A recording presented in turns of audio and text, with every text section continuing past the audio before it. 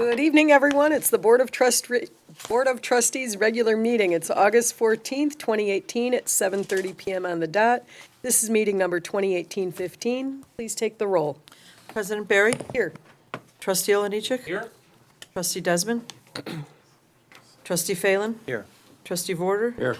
Trustee Streit? Yes. And Trustee Stalker? Here. We have a quorum. Thank you. Would everyone rise for the pledge, please? Pledge allegiance to the Flag of the United States of America and to the republic for which it stands, one nation, under God, indivisible, with liberty and justice for all. Thank you. I'm told by our clerk we have no public comments this evening. Is that correct, James? Thank you. Item 4 is conflict of interest disclosure. Does anyone have a conflict to disclose with any item on tonight's agenda? Hearing none. Item 5, promotions of the Oakland Police Department personnel. Lieutenant Stephen Soik and Sergeant Stephen McNeela. And are they here? Okay, come on up. We'll start with Lieutenant Soik first.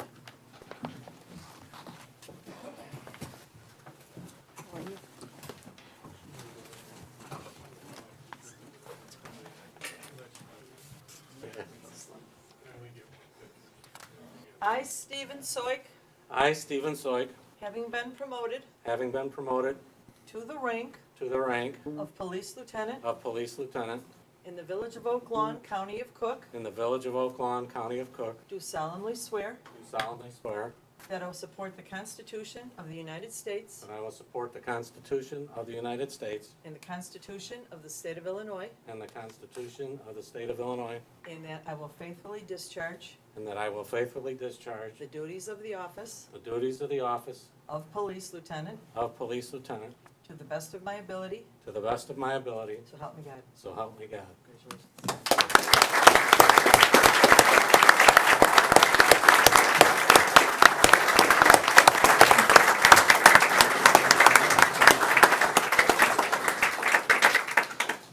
Lieutenant, I think it needs your signature. We're okay. We already. We already did. Do you want to introduce any family? Oh, sure. I have my lovely wife Joyce there, of 41 years, by the way. My youngest son on the end, Jeff. My daughter Tracy. My oldest son Steve. And my daughter-in-law Liz. And those are my two grandchildren, Spencer and Ellie.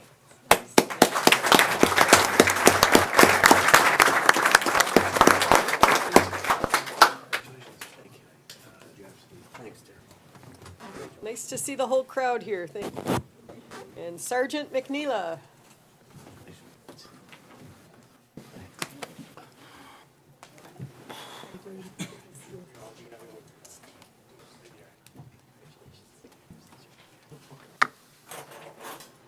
I, Stephen McNeela, I, Stephen McNeela, having been promoted having been promoted to the rank to the rank of Police Sergeant of Police Sergeant in the Village of Oak Lawn, County of Cook, in the Village of Oak Lawn, County of Cook, do solemnly swear do solemnly swear that I will support the Constitution of the United States that I will support the Constitution of the United States and the Constitution of the State of Illinois, and the Constitution of the State of Illinois, and that I will faithfully discharge and that I will faithfully discharge the duties of the office the duties of the office of Police Sergeant of Police Sergeant to the best of my ability, to the best of my ability, so help me God. so help me God.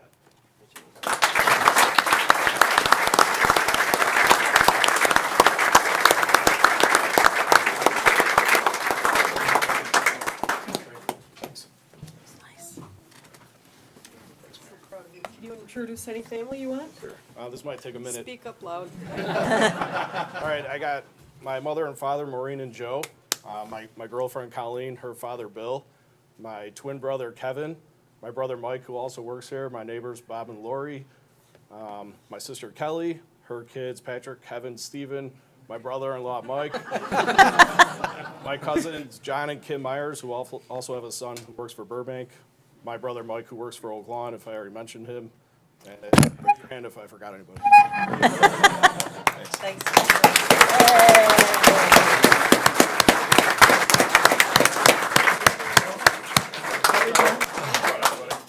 Good job. Good luck. So I imagine the families might not want to stay for the whole board meeting. We won't be offended if you don't. Empty the room. Yeah, here goes everyone. The sons worked for my daughter. Mhm. Yeah, Steve was one of them. Steve and his twin brother both worked for Cali. Those are Chief, do you want to say any words? As usual, I thank the board for giving us the ability to promote. These are always good times for me to be able to promote quality individuals. I can tell you that the Village of Oak Lawn has gotten some good supervisors in these two. So I thank the board. I thank them. Good luck. Every time we do these, it just reminds me I'm getting that much older. And watching some of these guys that came on when I've been on for a while get promoted now, it reminds you, yeah, time is passing you by. But we got a good team, good patrol officers, good fire department, great supervision. So thank you to the board. Here. Okay.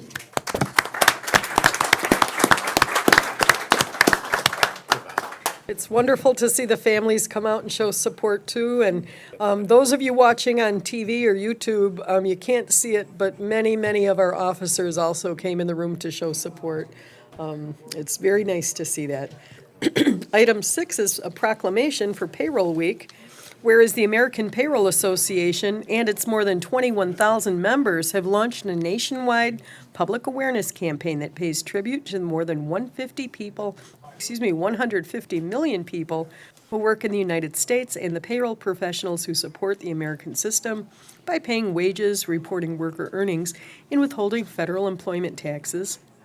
And whereas payroll officials in the Village of Oak Lawn play a key role in maintaining the economic health of the Village of Oak Lawn, carrying out such diverse tasks as paying into unemployment insurance system, providing information for child support enforcement, and carrying out tax withholding, reporting, and depositing. And whereas the payroll departments collectively spend more than $2.2 trillion annually complying with the myriad of federal and state wage and local tax laws, whereas payroll professionals play an increasingly important role ensuring the economic security of American families by helping to identify non-custodial parents and making sure they comply with their child support mandates, and whereas payroll professionals meet regularly with federal and state tax officials to discuss both improving compliance with government procedures and how compliance can be achieved at less cost to both government and business. Whereas the week in which Labor Day falls has been proclaimed National Payroll Week. Now therefore, I, Sandra Berry, Village President of the Village of Oak Lawn, hereby give additional support to the efforts of the people who work in Oak Lawn, Illinois, and of the payroll profession by proclaiming the first week in September Payroll Week for the Village of Oak Lawn. Thank you very much. Item 7 is a request to approve a tent sale at Discount Rugs and Furniture at 9659 South Cicero Avenue from August 31st to September 3rd. May I have a motion on 7, please? Motion to approve. Thank you, Trustee Warder Second. made that motion. Trustee Stalker is our second. Any discussion? Call that vote, please. All in favor? Aye. Opposed? Motion carries.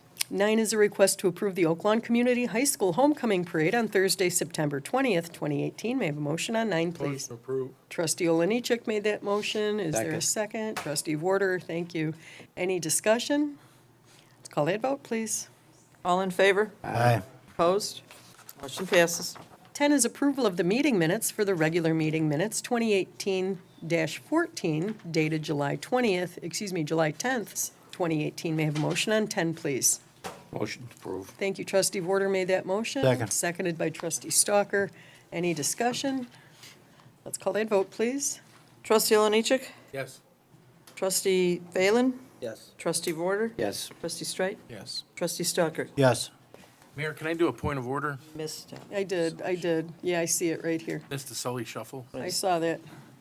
I just saw it. Thank you. So I have to go back one So second. we're done with number 9. We'll go to number 8. Request to approve the Sully Shuffle 5K run and 3K walk to be held on Sunday, September 16th, 2018. May I have a motion on 8? Motion to approve. Trustee Oliniechek made that motion. Second. Seconded by Trustee Stalker. Any discussion? Let's call that vote, please. All in favor? Aye. Opposed? Motion carries. Thank you. And now we're on the approval of the meeting minutes. Yeah. Approval of the meeting minutes for the regular meeting minutes, 2018-14, dated July 10th, 2018. May I have a motion on 10, please? Motion to approve. Thank you. Trustee Stalker made that motion, I'll second. seconded by Trustee Warder. Any discussion? Let's call that vote, please. Trustee Oliniechek? Yes. Trustee Phelan? Abstain. Trustee Warder? Yes. Trustee Streit? Yes. Trustee Stalker? Yes. Motion passes 401. 11 is new business by village trustees. We're going to start in District 2. Trustee Oliniechek. Well, we have a spectacular carnival planned again this year for this weekend coming up, which will be Thursday, Friday, Saturday, and Sunday at St. Gerald. Our band lineup, Bobby Dunn Band on Thursday at 7, Friday Maggie Speaks at 8 p.m., Saturday MG Bailey at 1 p.m., Black Bear Rodeo at 4 p.m., Dancing Noodles at 8 p.m. Sunday, we have a band called Joe Fascetta at 1 p.m., Two for the Road at 3:30 p.m., and Almost Einstein at 7. So on top of the rides and great food and a adult beverage tent, we will have some very good bands. So if you're looking for a good time for the whole family, please come out and enjoy spending some time with your neighbors and some activities out in the neighborhood. That concludes my report. Thank you. Thank you. District 3, Trustee Straight. Thank you, Mayor. I've received a number of complaints and concerns about the work that is being done in our community by NICOR and their contractors or subcontractors. I've been told that workers have been disrespectful of the residents and their property. In one case, equipment was blocking access to a driveway. The resident needed to leave for work and asked one of the workers to move the equipment. It took over 15 minutes to move the equipment. Needless to say, the resident was quite upset. Concerns have also been raised about property damage. Residents' property should be returned to the same condition that it was in before the work started. And I'm asking staff to address these concerns with NICOR and their contractors. That's all I have, Mayor. Thank you. District 4. Thank you, Mayor. If you can't make the St. Gerald's Carnival this weekend, for the first time, St. Germain is going to do a carnival. Probably, we learned it from you. There's some money to be made, and we're all striving to get some revenue for our churches. But that carnival will be following weekend, August 23rd through the 26th. And St. Germain is located at 9711 South Colon. You can go to the stgermaincarnival.com website for details on the rides and entertainment that'll be offered there. Also, on August 19th, we will be doing our last musical fest on our green. The Arts Commission has asked me to inform you and the people at home watching TV that the Oaklawn artists will be out there this same weekend displaying their work. These are local artists, and it'd be nice to show them some support. That's all I have, Mayor. Thank you. District 5, Trustee Stalker. I passed out one of the latest reports from put together by Chief Mike Mavergeorge and Deputy Chief Zach Riddle. This is a report of what the fire department has been doing over the last month. It contains some detail about the activities that they've been involved with and continues to go on to give statistics as to what the fire department has been doing. If anybody else is interested besides the board in seeing this report, or if the press is interested, see me and I'll make sure that you get copies of it. And that's it. Thank you. Thank you. Thank you, Mike and District 6. Zach. Thank you. Trustee Phelan, District 6. Thank you, Mayor. Just have two things this evening. The first pertains to the flooding that's been an ongoing problem in Oak Lawn for decades. And I'm happy to report an initiative started by Trustees Oliniechek and Stalker and the Public Works Committee to get the support of our local parishes, particularly the pastors, to sign a letter of support to petition the Archdiocese to use the St. Casimir Cemetery as a water relief area. We now have, after a couple of months, all of the pastors from Oak Lawn on board and will now move forward and go to the Archdiocese. It's an important move for anybody who lives around here, has suffered flooding. In our area, Trustee Stalker, mine in particular, for many reasons, the flooding situation is just intolerable. I mean, people have lost, I mean, it's not an exaggeration to say millions of dollars over the years through basements that have been destroyed, vehicles, and there's a lot that goes into it, but the simplicity of the matter is there's a very low level in our area. I always tell people, if you travel from Pulaski to Cicero on 103rd Street and look at the horizon, you'll see one of the biggest declines in the Chicago area. I think maybe second to only the Dan Ryan Woods, 87th and Western. It never occurred to me until somebody pointed out to me, and all that water rushes down that way and backs up on that line that travels south on Cicero. If I were to kick this to Larry, he would tell you pipe widths and flow, so I'm not going to do that, because the problem is we can't get relief, we can't get MWRD to let us go into the deep tunnel. The simple solution is going down Kilbourne Avenue and going into an area that's already wetland. And that's the crux of the matter here. They can't bury on it. So anybody who is a member of the Catholic Church in Oak Lawn, you know, if you could talk to your pastors, your parishioners, I've kept track for 20 years. There's literally 1,000 homes, 1,000 homes in just Bud and Mize area who've been affected by flooding, whether it be backyard, basement, both. And that doesn't include all the people who have to travel to and from down the streets, taking their kids to and from sporting events and schools. So this is a regional issue. I think we finally have the support we need, and we're going to go to the Archdiocese. So just keep that in mind if you're an Oak Lawn resident, or even if you're not, communicate that to people. It's important. I think Larry can tell you that all the studies said this is the highest and best use of that property.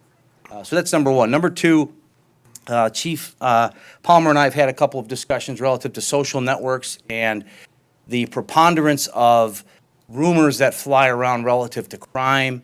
The one example that set me off that I told the chief about is somebody posted that there were 3 car break-ins in one block in my district on one night. And I get the police reports like we all do, and I had no report of this. I asked the chief, he said it didn't happen. So I asked this particular person, where did she get this information? She referenced another person. And then I checked with that person, and he said, well, it was one in my particular car got broken into, but I didn't report it, and I heard about another. And the problem we have here is, and I use the term the Munchausen by proxy type thing. I think there are people who love to post things that get shared and thumbs up, and look at me, I got 250 likes and 50 shares. And they don't really care if it's accurate or not. And I don't know if you guys get calls. You know, we had a report the other day of three offenders, armed robbery, broad daylight, right down the street from you by the church there. And when you drill down on it, it was a truck that was broken into for tools. Now, again, that's not good, but that's certainly not armed robbery in broad daylight. So the chief understandably has concerns about social networking. As a police organization, you don't want to be communicating with people and commenting back and forth, but we are going to have what do we call that, safety committee meeting where we address this, because I think it does need to be addressed. I don't think it's going to be difficult to put things out there that says, we are hearing reports of this inaccurate report, and here are the facts, and that's it. And I think it'll be helpful because, again, I think just people, whatever it is that it strikes people as look at me, I'm sharing information that's important, and 99 times out of 100, it's not very positive. Nobody likes to share positive information because people don't share that as much. So I just want to let everybody know that the next safety meeting, that's going to be an item that the chief is going to pursue with us, and that's it for this evening. Thanks. Mayor, I'd like to make a comment about St. Casimir. I just want to make sure you folks understand how difficult it's been and how long and hard Trustee Phelan has been working on this attempt to get the Catholic Church to come around and see things our way. We're not done yet, but we've gotten the first steps taken. The flooding in Oak Lawn has been going on much too long. It seems like we've had our 100-year rains every year or two, and we just aren't keeping up with it. We have more covered space. We don't have enough open space. We're built under some of the old codes, and we really need to get relief, and this is the only way that we have to successfully complete that. So I applaud you, Trustee Phelan, for continuing this effort. Thank you. For the record, I did nothing but take a letter that he and Trustee Onich did and ask someone to sign it. It just happened to take a little longer. No, it's been an ongoing, It's a done deal, right? But can I just add in, it's not just 1 or 2 districts this helps out. helps out Trustee Straight's district, helps out my district. This is village-wide. If we can get this approved by the Archdiocese, this will help out the whole village because all of our stormwater leaves through one avenue, and that's Stony Creek. So this is Big deal. absolutely huge. And Tom, I know that we've been working on this for probably 11, 12 years after we got hit with the 50-year rains twice in 1 year. So we appreciate all the board's efforts and we look forward to getting some positive resolution. When you talk about social media, I just want to share my favorite social media story. Oh my God, armed robbery at a fast food place, 3 squad cars, everything's blocked off. They were just having lunch. And people see things and overreact and. It's like the old telephone game. Yeah, By the it time the is. fourth person has heard it, it's completely different. Right. The McDonald's at 91st in Cicero, there was tape around because they were repaving a lot. I get a call from someone saying that there's a mass shooting there and there's police laying tape Right. all over it. Right. Before you were chief, I called Chief Murray going, well, what the heck's going on? And we're both drive up there, we end up at the lot and they're repaving. They're seal coating, yeah. It's the Yeah. old saying, it's got to be true. It's the internet. Thank you very much, everyone. We're going to move on to item 12, Village Manager's Report. Larry? Thank you, Mayor. 3 quick things here. First one is, please, some of you have already commented, you've seen the heavy earth-moving equipment at Stony Creek Promenade Phase 2. So they're beginning the grading for that project, which will consist of TJ Maxx, Home Goods, Rock and Brew Family Restaurant, and the Barrel Club, which is local investors and a new quality restaurant. So that project is underway, and you'll see a series of openings that will take place sequentially in the year 2019. A lot of construction in the months ahead. Number 2, we have a fine green team in the community chaired by Trustee Olenichuk. That's been in place now, gosh, Alex, I want to think for almost a decade. And those volunteer citizens, with Alex's guidance and our Public Works Department, and with our former village foresters, has been involved in expanding recycling programs and also in advocating bicycling in our community as a alternative urban mobility. Oak Lawn, if you look again on social media, comes off at being better than average for biking. It's a community that has already a lot of pathways constructed by our fine park district and also by the village. And through the last 10 years, the mayor and the board have implemented capital improvements and expanded bikeways in the community. Matter of fact, one right in Stony Creek Promenade, if you go down there, you'll see folks walking, biking, jogging from Wolf Wildlife to get to the shopping area, Mariano's, Cooper's Hawk, and other shops. And that certainly will continue with the new restaurants coming in place in the other shops. Well, you may be seeing, this is our train station. All of a sudden, these bikes have been appearing. This one belongs to a company based in Boston called PACE, P-A-C-E, not to be confused with our regional transportation, bus transportation service, but cleverly marked and branded to look like it's part of a public transportation company. It is not. This bike is illegally chained to a sign. It's been dropped off in neighborhoods next to fire hydrants, across sidewalks, in positions that aren't appropriate. There's several competitors. These are new startup companies. Some are heavily financed. Pace is out of Boston. Lime, who's going to make a brief presentation tonight, represented by Nico Propes, who I'll have come to the podium in a meeting in a minute. To his credit, he came to the village and said, this is who we are. We're working with the city of Chicago. We'd like to work with Oak Lawn. We're in Beverly. And we're seeing there's a demand to use this system. So at his credit, he came to the municipalities, unlike this company and others that just wanted to avoid any contact with local government, any ordinances, any safety rules, going through our planning commission. And it's become a big issue. There are about 60 markets in the United States that have this phenomena, and they're going from bicycles to scooters. And they're having all kinds of issues. There's been pictures in Wall Street Journal and other publications where municipalities are confiscating the bikes. And that's what we're going to do in Oak Lawn until the companies act in an appropriate manner like Lime. So, Nico, you want to come forward and just briefly tell what your company is and your interest in Oak Lawn? Hi, Nico. Can you state your name for the record? Yeah, absolutely. Thank you. Thanks, Larry. Thank you, Mayor, and thank you to all the trustees for having me here. My name is Nico Probst. I'm the manager of Midwest Strategic Development with Lime. So maybe just can give a quick overview of what our company is and what we do. As Larry mentioned, we are based out of San Francisco. We're about 18 months old, and we are a company focused on micromobility transportation options. And what that means is that we offer a dockless-based system of transportation options, which currently include a pedal bike, electric assist bike, and electric scooters. We feel that all of those products are sort of centrally tenet around three main goals of what our company does. Those three goals are, one, get people into more healthier alternative forms of transportation.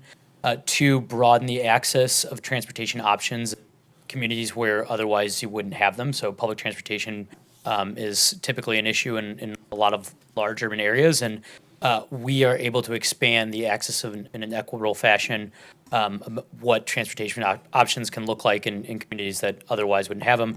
And then three, we're also helping cities meet their carbon emission reduction goals. Many cities are setting on their own because all of our products are either electric or the pedal bike is just manually operated. We are contributing to alternative forms of transportation that don't include cars. And all of that, I think, combines together to decongest roads in a better fashion, get more people out of cars and into other forms of transportation.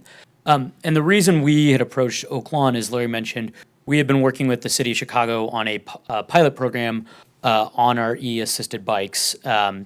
We are currently in south of 79th Street, all the way west to Beverly, and some of that territory encroaches along Oak Lawn's space, and we have seen some of the rides from Chicago naturally go into other surrounding communities from the Chicago pilot. We currently have an operations staff who manages all of those bikes in that Chicago pilot area, and they then have to go retrieve the bikes from surrounding communities and bring them back, redeploy them into the Chicago area, which isn't a huge burdensome process, but as we were sort of evaluating the surrounding market, Oak Lawn looked like a perfect opportunity for a possible partnership, and that's the way we look at everything. As to what our company does is a partnership with cities. We are a subsidy-free option, so many, I think people are familiar with dock-based bike systems. The problem with those dock-based systems is that cities have to subsidize a lot of the infrastructure that it takes to build those systems. Because we are a venture capital-backed organization, we are actually able to provide all the products at no cost to the city other than the time spent in sort of getting the program up and running. We have a on-the-ground team that operates 24/7 who picks up the bikes if they are in need of repair, who will redeploy them into spots that we've identified with cities as to where they should be parked. And then if bikes are incorrectly parked or fallen over, our staff are in charge of operating those bikes and quickly redeploying them. I think the sort of beauty of our operation as it exists in Chicago right now is that we could quickly transition a lot of that staff to manage Oak Lawn as well. We're only managing about 50 bikes in the Chicago pilot area, which is a very, very, very small amount of bikes to serve about 750,000 people, and it's not a very adequate bike pilot program, in my opinion. But those are discussions we're having with the city of Chicago. But we do have a lot of staff who are already dedicated to operating those bikes and could easily partition some of the activity over here if you guys were interested. So I wanted to come here and just provide a little bit of an overview of our company at large, but then really want to take the questions and hear what you guys are curious to, because we'd love to sort of figure out a way to get a good pilot program up and running and really operate. I think you guys have a beautiful network of bike lanes and trails here already. I think there's a good culture of biking that is pretty naturally already existent in the community. So I think this is a place that would do remarkably well, and I think provide some unique transportation options in parts of the communities that might not already have it. Thanks. Going to open it up for any questions. Yes, Thank you, Trustee Stewart. Mayor. Nico, thanks for coming here. Yeah, absolutely. Making your presentation. I absolutely agree that the alternative transportation market is exploding and will continue to grow. What I do wonder is, in a town like Oak Lawn, I can see where, like in the city, downtown area, college campuses, that seem like that would be a natural market for these type of devices. But how about Oak Lawn? Where do you see the most likely use of these bikes? Yep, no, that's a great question. So we have been operating for 18 months now, and about a year ago, we were in 3 markets. Our third market that we had entered into was in South Bend, Indiana, which isn't a big city, but a little bigger than Oak Lawn. But I think a really good depiction of sort of suburban communities and what that can do in terms of mobility options. It's one of our most successful markets, and it has really been a market that we try and replicate as we've moved across the country. Since that time, we're now in 75+ markets, and it really ranges from the size of cities that we operate. So we're in big cities, we're in small cities, we're in markets where there's few as 20,000 people. But I think the real important things that we look for in a market before we enter is there sort of a regional aspect to it that we can naturally get ourselves into. And I think that is sort of the perfect case of why we have some interest in Oak Lawn, is because we're already operating in Chicago. We're actively working with the city of Chicago and expanding that program. It's just going to be a reality that our users are sort of crossing over into the Oak Lawn community. And given sort of the existing infrastructure that this community already has, we feel like it's well positioned to accept, I think, a small amount of bikes. And I think we could grow that number over time and see how it goes. And I should add to all of that, one of the really important components of what we do with cities is that it's full data sharing. So you actually are seeing, because all of our products are GPS enabled, you're actually able to see what the ridership is looking like in your community, which can provide, I think, some really transportation-informed decisions for you guys and data that you otherwise wouldn't have.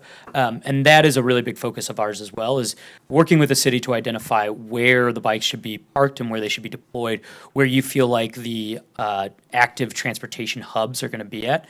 And that's, I think, really done in a good partnership with the city. So we feel really good about the community that you guys have here and coming in here. Thank you. Thank you. Any other questions? Trustee Olenichek, you're involved with the Green Team. Anything you want to add? Oh, I know Trustee Strite was embarrassed to ask this question, so I just want to ask you for. No. Do you have to wear biker pants when you're driving the bicycle? No, of course not. No, I think that's really one of the Thank God. one of the really, I think, important things about all of these initiatives is we are trying to get people out of cars, right? It has to be a fun, alternative, accessible notion, and I think that's a really important component of all our products is that, especially on the electric assist bikes, which I think would be the model of the bike that we would bring into the community, is that they have a motor in the back of it, so they actually kick into and sort of do some of the work for the user. They're really good in communities with hills and different topography, but I think because we're already operating those bikes in Chicago, we would probably transition some of those over here. But they are a really fun experience, so that encourages people to check out the bike for the first time, and then they get on it and they start seeing it really is a good transportation option, and they use it moving forward from there. And the ridership we've seen in communities where we've operated continues to increase on a consistent basis, and I think that's a really encouraging sign that we're seeing in markets that we're operating, is that this product is working and it's taking off in ways that we're hoping it would. And my follow-up question is safety, and this is all sincerity. Do you require people that are using these bikes to wear safety helmets? So we can't require as a private entity, because we can't regulate an individual user's ability to use a helmet. But in the app, when you actually open up the app and you scan the product, the first thing that you get is an instruction on how to park the bike. The second thing you get is a instruction to wear a helmet. But much like dock-based systems, we can't police bad behavior. We, of course, encourage it and would like to see everyone use helmets, but we're unable to mandate everyone to do that. Some cities have taken it upon themselves, and they've decided for themselves that they want to police that activity, and we by no means are going to stop that if a city agrees to do that. But we as a company can only encourage, but we can't require.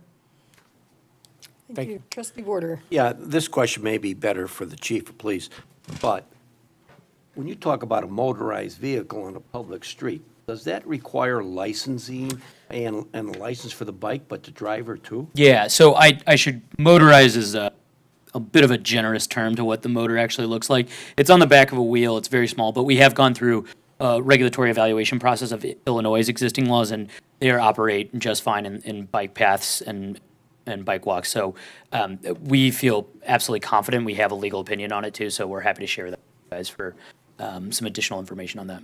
Excellent. Trustee Phelan. So when you talk about a system that's not dock-based, these bikes can be left anywhere? Yes. So partially, and thank you, Larry, for bringing the picture. The reasons that we have moved to a dock-free system, a dockless system, is because of experiences just like that. When you have a rental system and people are adapting to a new technology, they are prone to attach the bikes to things that aren't good spots to park, just like this. And in those instances, you can't pick up that bike, and it would take, probably someone from the city to actually cut that lock. Whereas because we are a dock-free system, you can actually move out of the right of way. But one of the really important components of everything that we do is education on where appropriate parking looks like. And in the handouts, that is some of the experience that you get in the app when you actually open the app.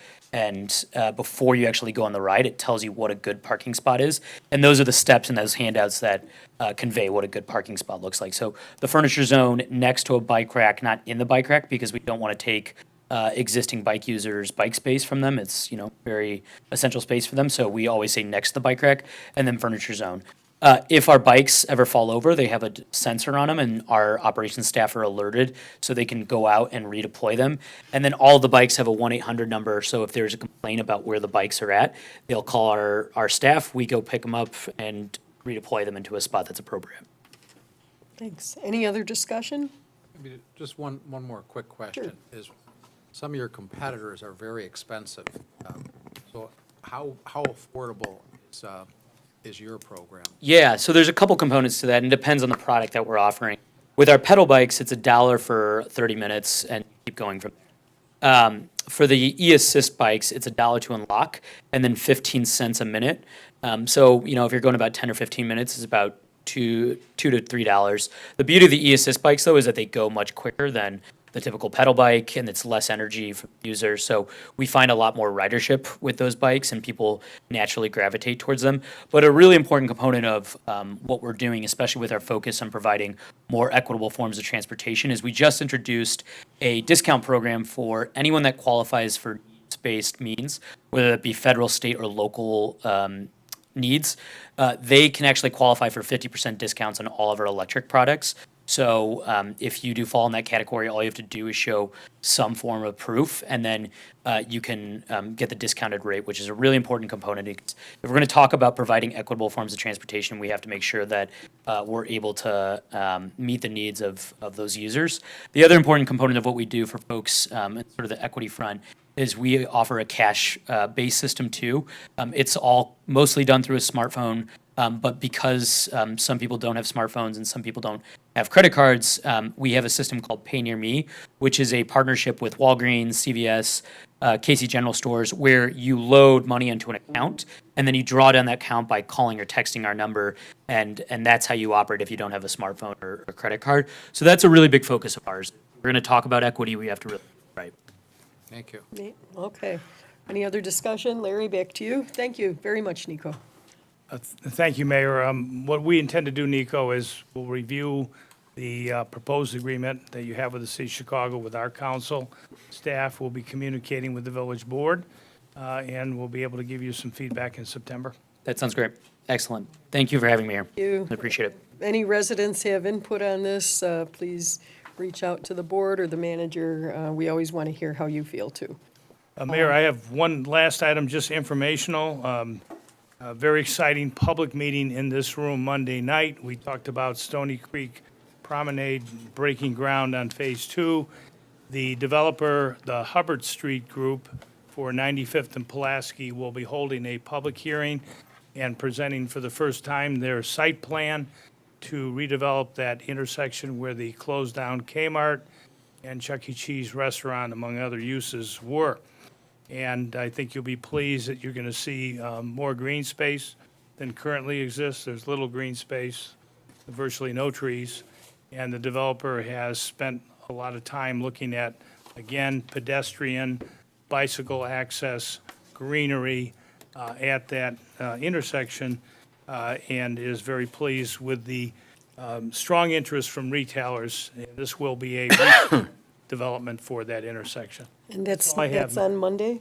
That'll be Monday, 7:30 PM in this room.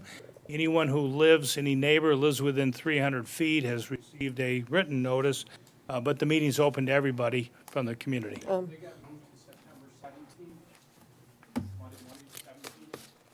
Breaking my heart. Okay, so that's September 17th it was moved to, and we are excited to see it and can hardly wait. Larry, if I could draw your attention to item 12B. I don't know if you want to address that tonight, or should we just table that? It's a motion to approve the COP School Violence Prevention Program grant. Yes, yeah, if I could, Mayor, have a motion for that? Thank you. Item 12B, may I have a motion, please? Motion to table. Motion to table? The, To approve, you're looking for? yeah, so this is on the- that? a motion I to. thought you the- wanted more information. A motion to approve the COP School Violence Prevention Program grant. Yes. Motion to approve. Second. Okay, trustee Warder made that motion, seconded by trustee Stalker. Any discussion? Let's call that vote, please. Trustee Alanchik? Yes. Trustee Phelan? Yes. Trustee Vorder? Yes. Trustee Streit? Yes. And Trustee Stalker? Yes. Motion passes. Thank you very much. Larry, no other general village matters? No, Mayor, thank you. Thank you so much, sir. Item 13 is our consent agenda. All items on the consent agenda are routine or have been brought forward at the direction of the Board of Trustees and will be enacted with one motion. If discussion is desired, that item will be removed from the consent agenda and considered separately. Item 13A is a request to approve the Planning and Development Commission referral for a special use permit and variations for a medical office and a parking lot at 5020 West 95th Street. This was a 8-0 vote to approve. Petition 2018-23, Shen Life Shops of Eagle Harbor LLC is the petitioner in District 2. Item B is ordinance 1815-56, an ordinance granting special use permit and variations as stated above. Item D is a request to approve the Planning and Development Commission referral for a special use for a body art establishment. This is microblading at 4540 West 95th Street. This was 8-0 vote to approve, petition number 2018-24. Enrique and Monica Enriquez is the petitioner in District 2. D like David is an ordinance granting that request. E is a request to approve the Planning and Development Commission referral for a special use permit to allow body art establishment, again microblading business, at 9935 Southwest Highway. This was a 9-0 vote to approve, petition 2018-25. Sheetal Patel is the petitioner in District 3. F is an ordinance granting that request. G is a request to approve the Planning and Development Commission referral for lot width and a lot area variation at 9301 South Mead Avenue. This was an 8-0 vote to approve. 2018-4 Magnum Builders Incorporated. Petition is the petitioner District 1. H is an ordinance granting that request. I is a request to approve the traffic review committee referral for a do not enter sign to be located north of the school in front of the alley located on 98th Street between Brant Avenue and 50th Court. This was a 6-0 vote to approve. Item TC 1262M. Ken Melander is the petitioner in District 3. And then we have J, Ordinance 1815-60, an ordinance approving certain traffic regulations, recommending the removal of an existing no-through traffic sign and replace it with a do not enter sign on the north side of 98th Street near the alley between 50th Court and Brant Avenue on school days from 8 a.m. to 8:45 a.m. and 3 p.m. to 3:45 p.m. This is item TC 1262M. K is ordinance 61, an ordinance authorizing the disposal of one seized vehicle by the Village of Oak Lawn. L is ordinance 1815-62. And I just lost my place. Just a minute. The screen just jumped out at me. 1815-62, an ordinance approving a temporary administrative variations to allow Beds Plus Care to operate a temporary overnight shelter M is Resolution 181558, resolution authorizing the execution of an agreement between the Village of Oak Lawn and SecuroNet LLC to provide technology services to the Village of Oak Lawn Police Department. And like Nancy, a Resolution 181559, a resolution authorizing the destruction of certain verbatim audio recorded executive session minutes. O is Resolution 181560, a resolution approving the adoption of an updated deferred compensation 457 plan.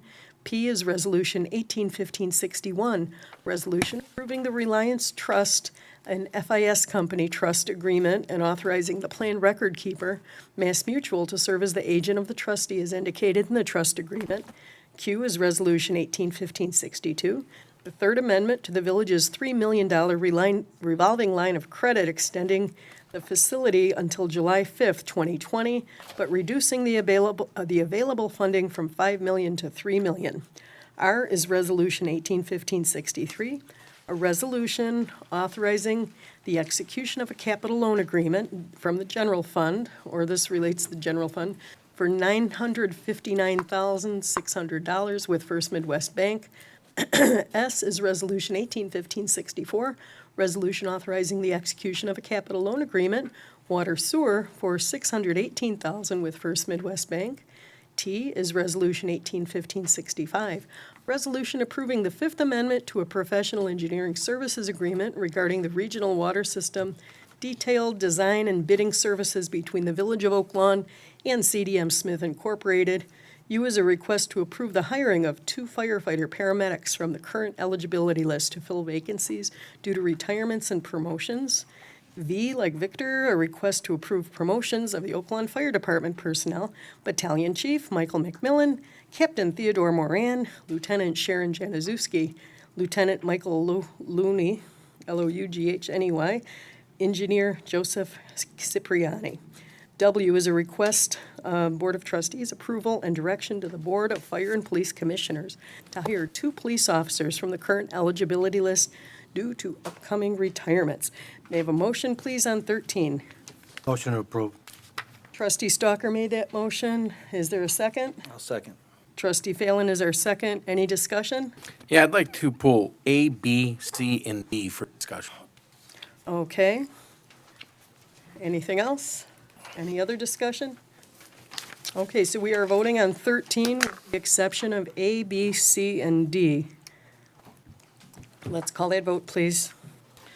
Trustee Oliniechek? Yes. Trustee Phelan? Yes. Trustee Vorder? Yes. Trustee Streit? Yes.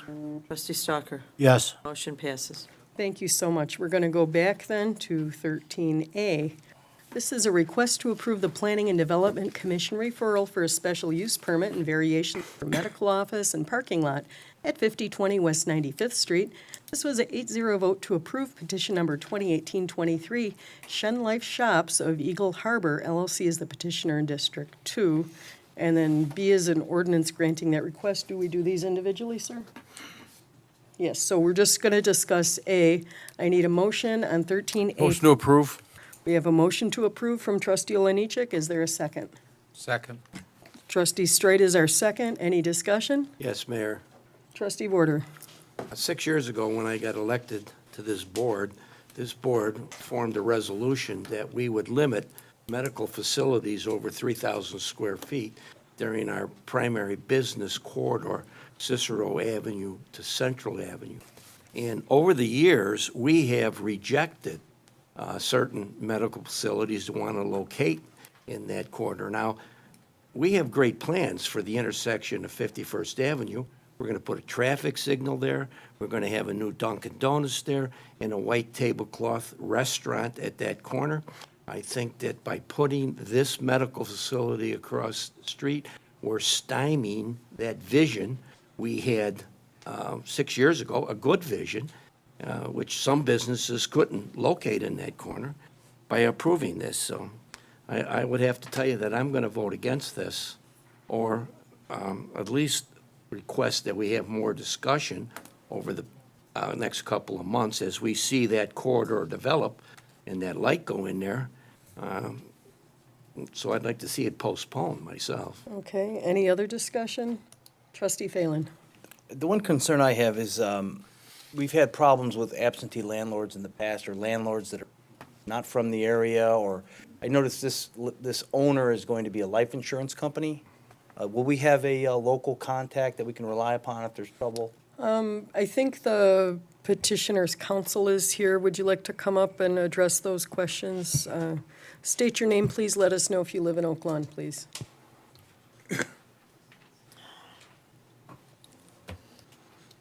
Thank you, Madam President. Good evening, trustees.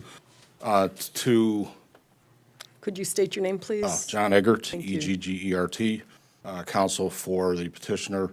I'm an Oak Lawn resident. To trustee Phelan's point, there will be always local contact. We have a broker here who's in attendance tonight with me, Doug Renner. Also, as an ancillary contact, we have a gentleman the village is very familiar with named Harry Major, who was the original developer of that property. The reason that the life insurance company now has that property is Mr. Major's LLC worked out a deal to essentially cancel out a loan in exchange for deeding that property to the insurance company. I can't speak for the likelihood of Harry getting it back. It's a desire, it's a goal, but I would never make that commitment to the board.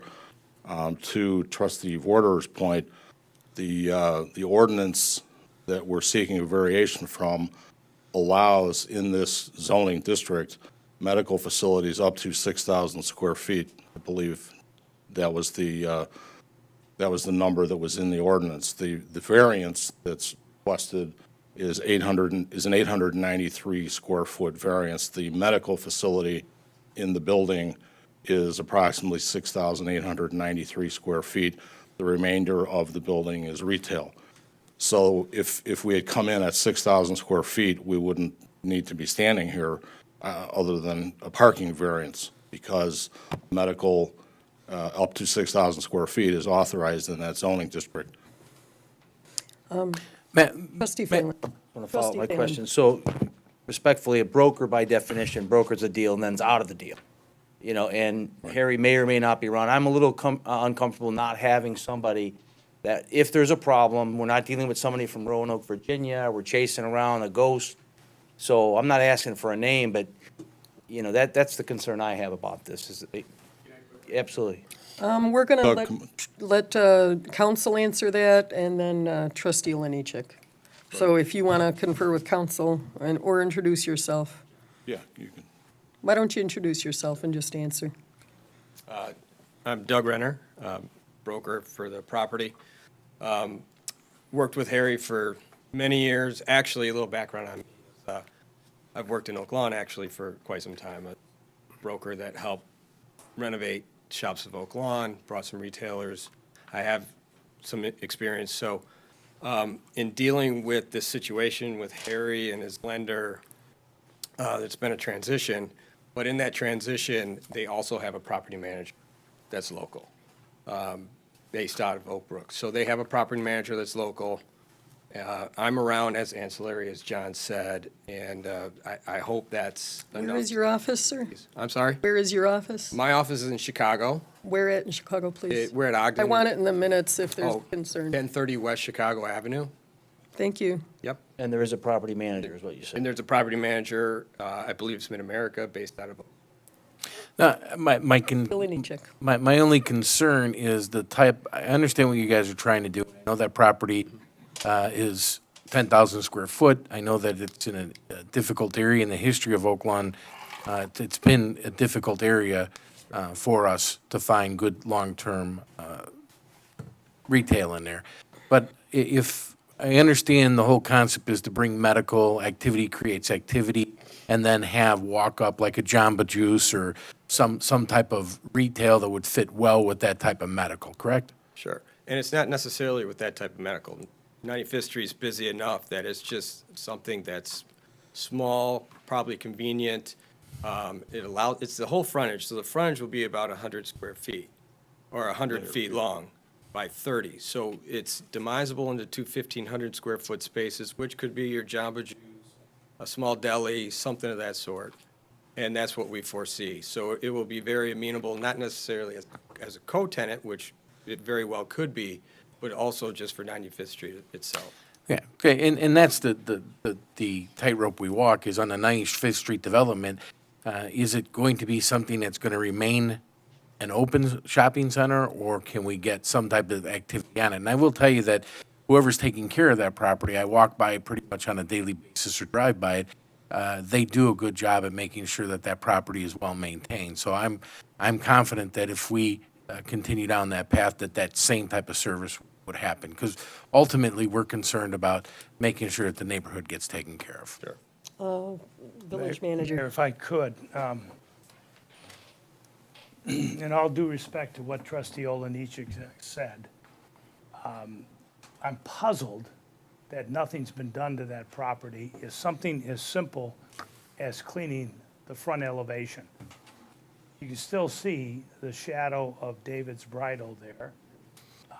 No effort to clean the building up. And going to what Trustee Phelan said, he's absolutely correct.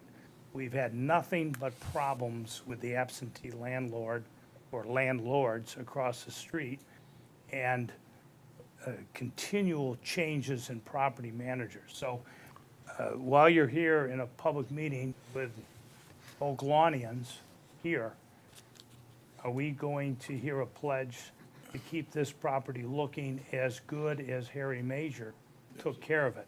Landscaping, attractiveness, and when can we expect efforts made to fix the facade up, which is going on months of having the sign removed and nothing done to it? Well, Larry, in response to that, we can unequivocally commit to maintaining the exterior of the building, to bringing it up to the standards that you have, to the standards that I have living here, to the standards that everybody on this board has. The work will begin as soon as we get the approval and get the permits. DeVita, as you may recall, what we're doing is dividing the building on a line parallel to 95th Street.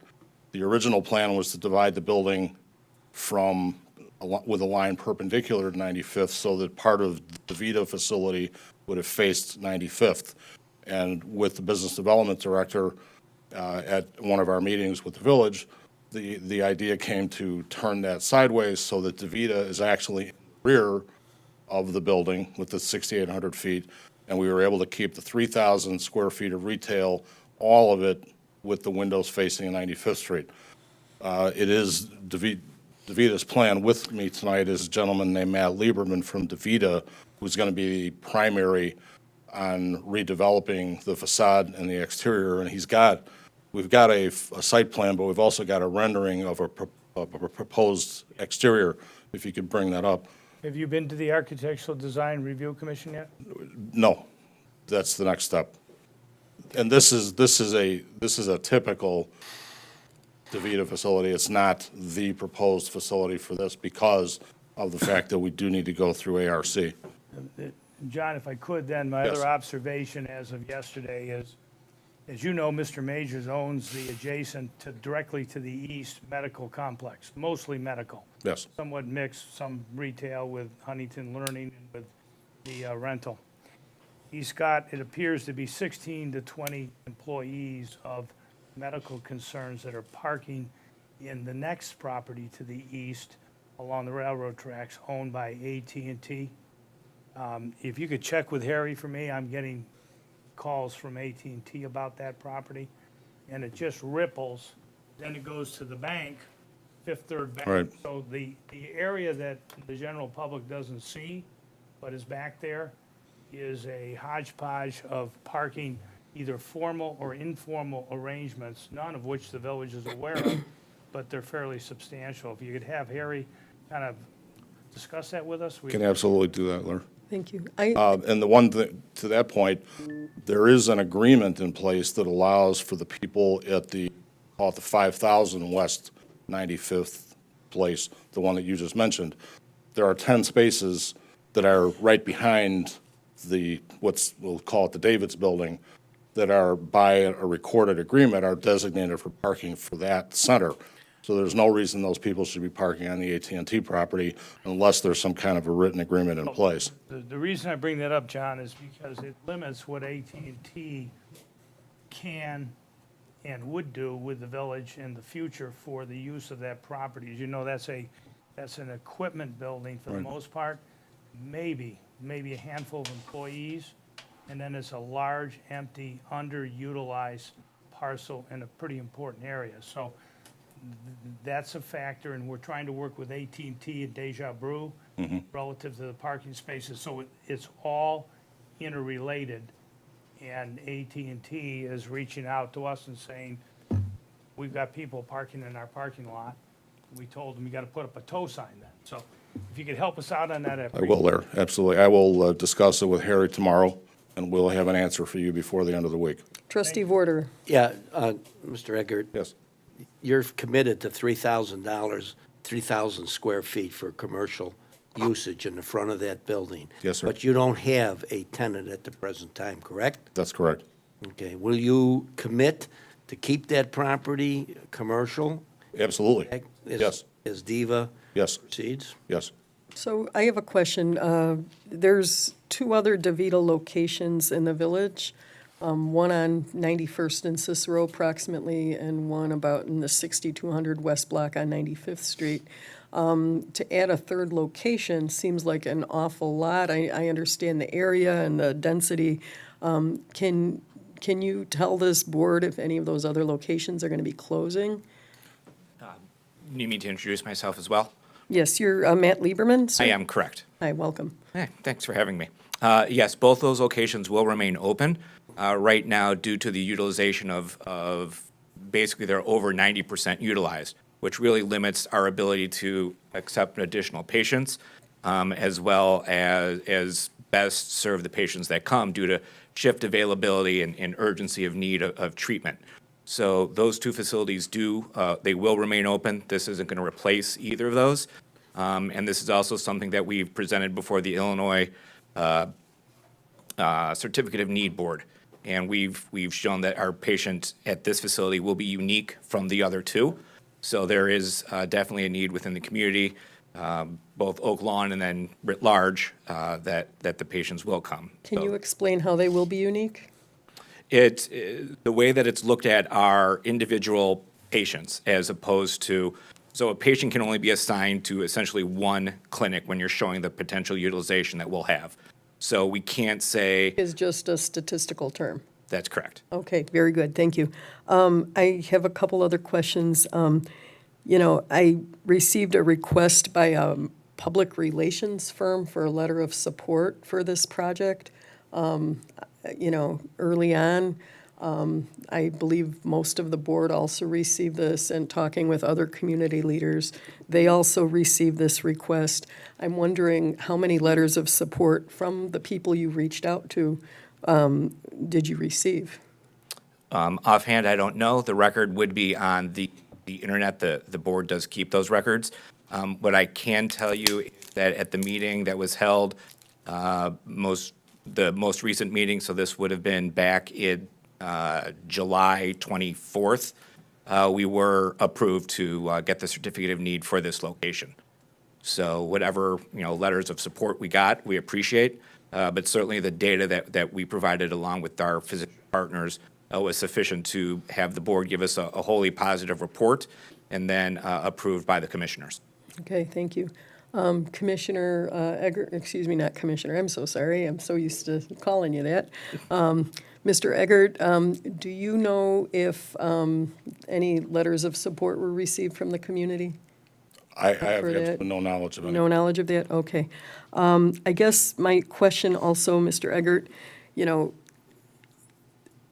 I'm very, very fired up about our town center. I'm very excited about making it more vibrant, making it more everything it could be. We all feel the best days of Oak Lawn are ahead of us, and I just wonder how a dialysis center fits in with that.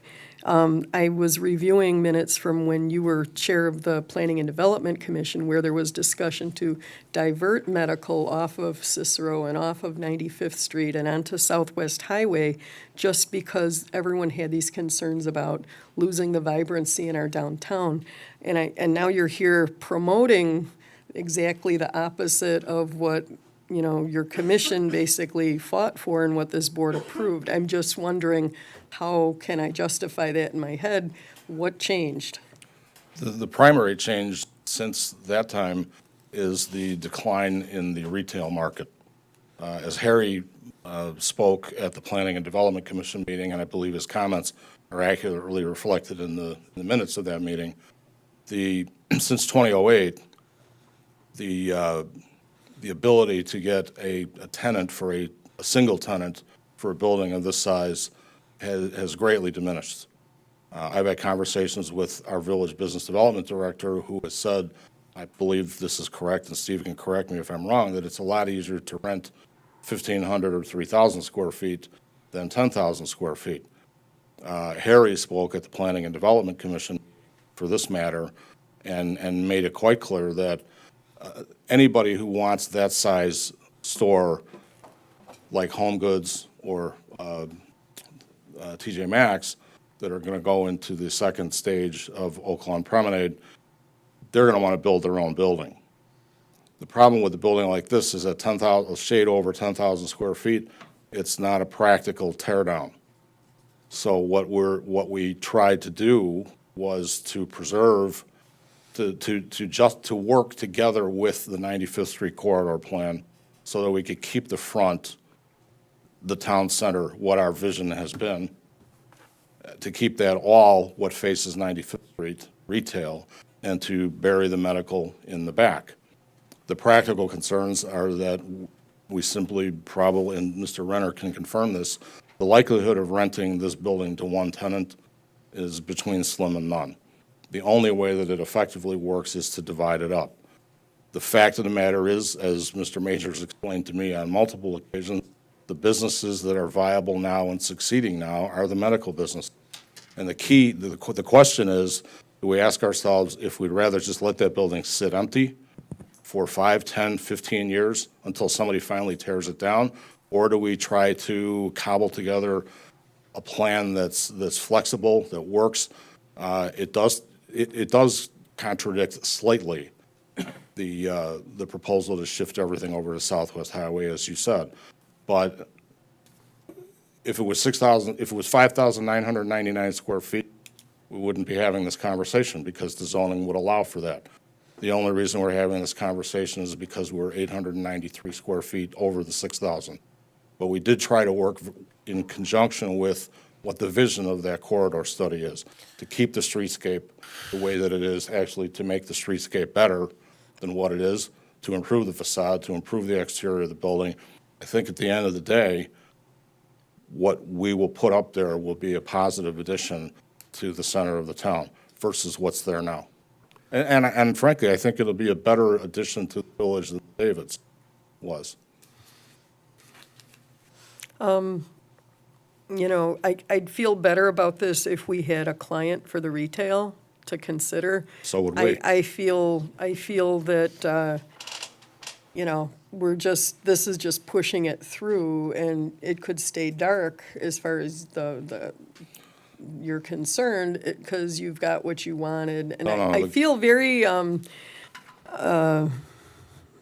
don't know, I just don't think a dialysis center right in our town center adds vibrancy to our community. I respect the need of it and the great work DaVita does, the locations that you have, we appreciate. Where is the owner located, sir? And why isn't the owner here? If this is The owner, the important? insurance company that is the owner as we speak, is located in Roanoke, Okay, and why aren't they here? because we're here. Because the primary driving force of this development is DaVita. Okay. Open it, trustee Warden. I have the same concerns you have, but I do think that a good argument was made here on a compromise on a 10,000 square foot building. That's why I asked of a positive, long-term commitment to put retail in there. I can see them sit there for 2 years and not find retail and then want to expand the dialysis, and I would not want to support that. Thank you, trustee Warder. I appreciate that. I find it interesting that our village manager reports that the Hubbard Group a mile away is having great interest from retail, when the very town center we have, I'm being told there's no interest in retail, and you better take this, it's all we can get. And I just feel we could do better as a board. That's my 2 cents, and I'm not gonna beat a dead horse. Any other discussion? Can we take the vote? Trustee Stalker. Yeah, I just got a question. Why are the 800 square feet so important? Is there a minimum size for DaVita?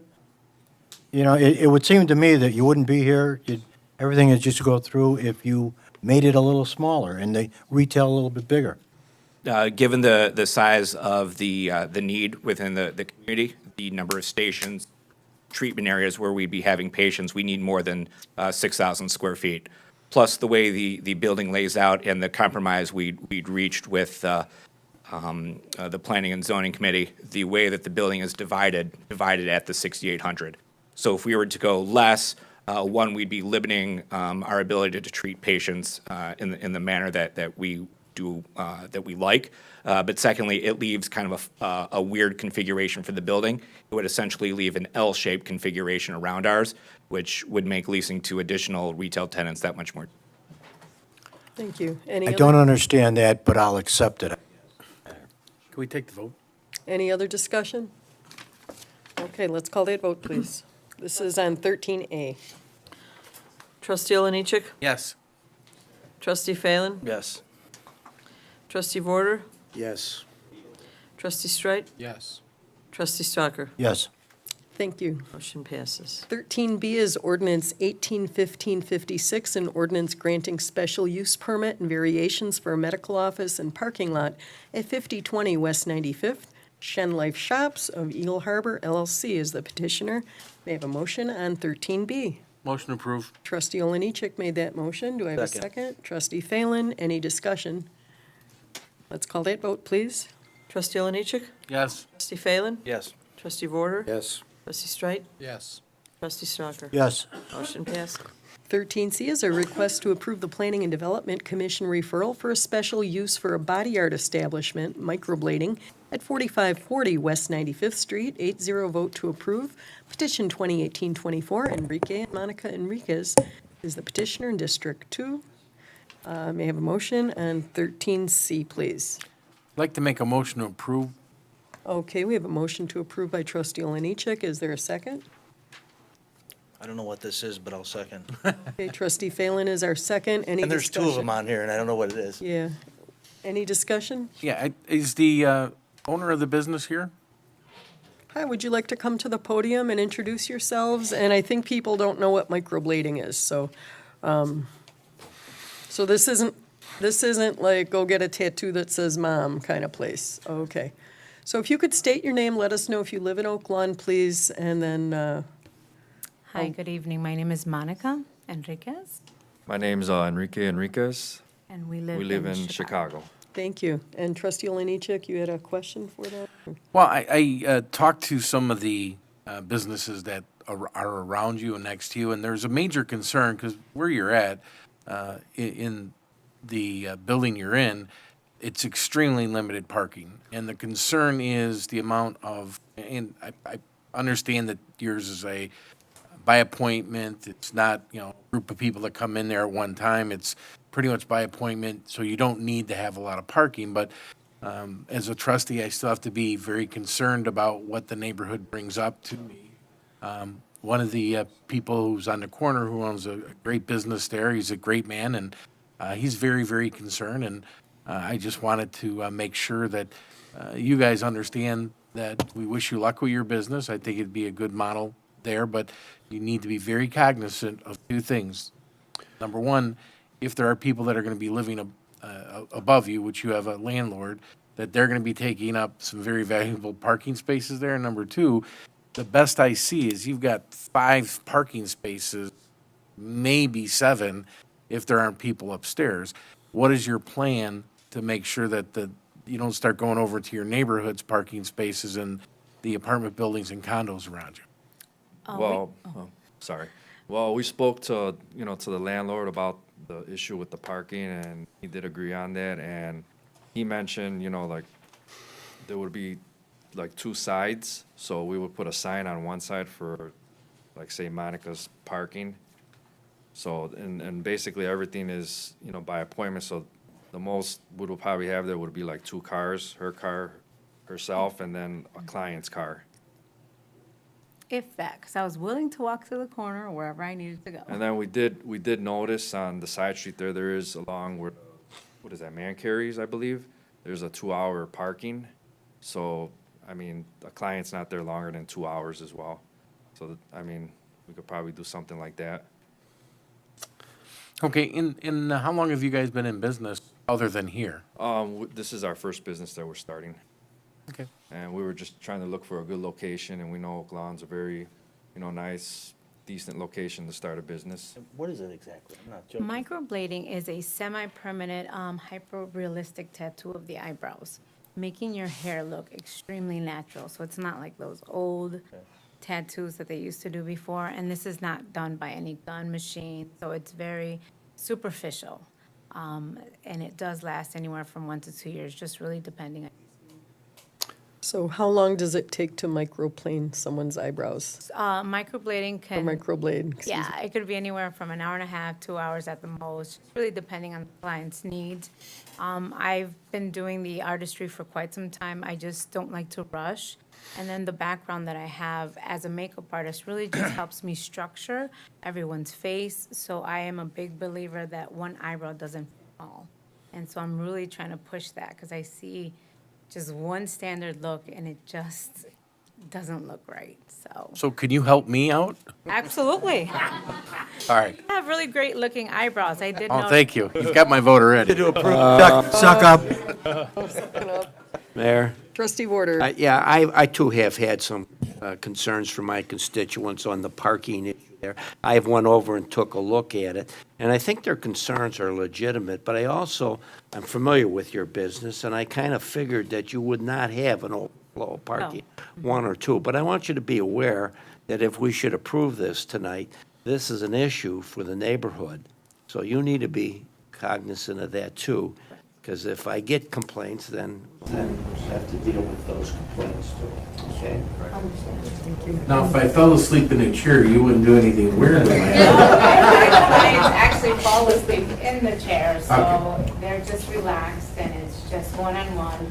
I'll get you a gift certificate, trustee. Can you put a couple of horns there on it too? That he wants to do? That's all my questions, thank I'm you. going to call the vote on that one. This is 13C. Trustee Oliniechek? Yes. Trustee Phelan? Yes. Trustee Warder? Yes. Trustee Strike? Yes. Trustee Stalker? Yes. Motion passes. 13D is ordinance 181557, an ordinance granting a special use permit to allow for a body art establishment at 4540 West 95th Street. Enrique and Monica Enriquez are the petitioners. We have a motion on 13D. Motion to approve. Trustee Oliniechek made that motion. Do I have a second? Thank you, trustee Warder. Any discussion? Let's call that vote, please. Trustee Oliniechek? Yes. Trustee Phelan? Yes. Trustee Warder? Yes. Trustee Strike? Yes. Trustee Stalker? Yes. Motion Thank passes. you very much. Item 14 is village clerk's report. Item 14A, Jane, I'll let you take over. Approval of semi-monthly disbursements number 2018-14D dated July 24th, 2018, in the amount of $1,465,652.52. Thank you. May I have a motion on 14A, please? Motion to approve. Thank you. Trustee Warder made that motion. Do I have a second? Second. Thank you, trustee Stalker. Any discussion? Let's call that vote, please. Trustee Oliniechek? Yes. Trustee Phelan? Yes. Trustee Warder? Yes. Trustee Strike? Yes. Trustee Stalker? Yes. Motion passes. And B, approval of semi-monthly disbursements, number 2018-15D, dated August 14th, 2018, in the amount of $6,308,030.40. Thank you. May I have a motion on 14B, please? Motion made. Trustee Warder made that motion. Second. Seconded by trustee Stalker. Any discussion? Let's call that vote, please. Trustee Oliniechek? Yes. Trustee Phelan? Trustee Warder? Yes. Trustee Strike? Yes. Trustee Stalker? Yes. Motion passes. A couple more things, Mayor. Just wanted to remind everybody that St. Catherine of Alexandria has their 5K walk run this weekend, Saturday, August 18th, beginning at 8 a.m. at Lawn Manor, and that's at 108th and Costner. Please try to come out. It's a great morning and a lot of great people out there. And also on Sunday, September 30th, the Oakland Children's Museum will host their Fall Fun Fest from 10 a.m. to 3 p.m. Please come out and join the fun. That's it, Mayor. Thank you. On to item 15, Village President's Report. I just want to talk about, the Arts Commission is looking for high school bands, any local bands with kids. They're doing Battle of the Bands again at Fall on the Green. So please reach out if you know any bands that might want to compete. We're really excited about it, and it was very, very popular last year, and we hope to make it even better this year. So please reach out to the Arts Commission if you know of anyone who would like to participate. That's it. Item 16, I got to take a deep breath for this one. Executive session 2018-08 for the purpose of 1, reviewing approval of closed meeting minutes 2018-07 dated June 12, 2018, reviewing for the release. Reviewing is misspelled. Closed meeting minutes. We made the correction. Oh, okay. Of closed meeting minutes from June 14, 2010, number 1008, April 18th, 2011, number 1106, June 14th, 2011, number 1109, July 12th, 2011, number 1111, August 9th, 2011, number 1112, August 30th, 2011, number 1114, September 13th, 2011, number 1115, October 11th, 2011, number 1116, November 21st, 2011, number 1118, December 13th, 2011, number 1120, January 10th, 2012, number 1201, February 14th, 2012, number 1204, February 28th, 2012, number 1205, March 13th, 2012, number 1206, April 10th, 2012, number 1207, April 24th, 2012, number 1208, May 8th, 2012, number 1209, May 13th, 2014, number 1404, February 25th, 2015, number 1502, March 10th, 2015, number 1503, March 24th, 2015, number 1504, August 11th, 2015, number 1506, November 24th, 2015, number 1508, January 12th, 2016, number 1601, May 24th, 2016, number 1605, July 12th, 2016, number 1607, August 9th, 2016, number 1608, September 13th, 2016, number 1609, December 13th, 2016, number 1613, January 10th, 2017, number 1701, January 24th, 2017, number 1702, February 14th, 2017, number 1703, April 11th, 2017, number 1705, April 25th, 2017, number 1706, May 23rd, 2017, number 1707, June 13th, 2017, number 1708, August 8th, 2017, number 1709, September 26th, 2017, number 1710,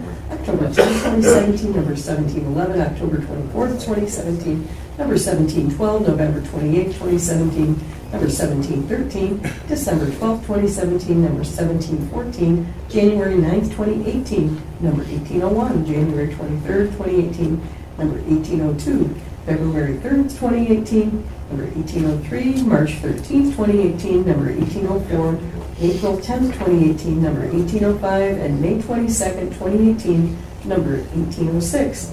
Number 3, discussing collective negotiating matters. Number 4, discussing pending litigation. And number 5, discussing probable or imminent litigation.